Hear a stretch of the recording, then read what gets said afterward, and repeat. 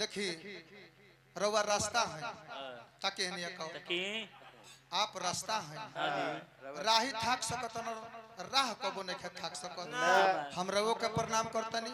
आ उनको के प्रणाम करतनी जौन पर गुमान में महाकुंभ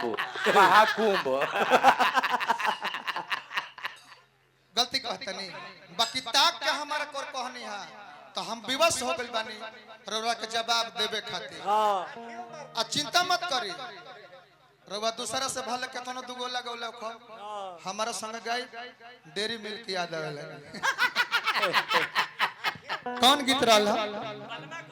बलमा कदर न जानेला बारी रे उमरिया के आ हमारा करता के कहत रहनी तो हम कदर करल जानी ले बाकी का करो भगवान आपको ऐसा बनौला ही बड़ा बर्दाश्त में नहीं खे हो झगड़ा होते रही बर्दाश्त नहीं खे हो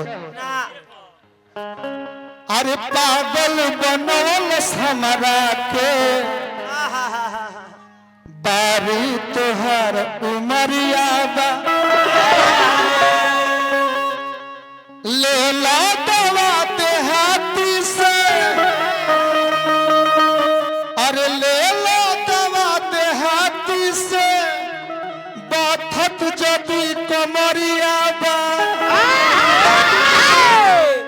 पागल बनौल हमरा के अरे बारी तोहार उमरिया अब हम में दोषी का बनी चलावत का गाड़ी लड़ जाए तो ड्राइवर के दोष ना महाराज जननी बाकी एक पुरान लई हो गई है नौका लई ले ली अब एगो भोजपुरी के ट्रेनिंग स्टार बड़े भाई खेसारी लाल यादव जी गले और संगमा बाड़ी कोनो करिश्मा कंकर तू तो ऐसे बताओ तार बहन गले अरे प्योर प्योर प्योर भाई नेम बताओ तो का गले बल मर्द मेहरारू के झगड़ा बा मौगी अपन मर्दा के मारतिया अब मर्दा पूछता अरे नथिए पे खिसमा उतार तारू हो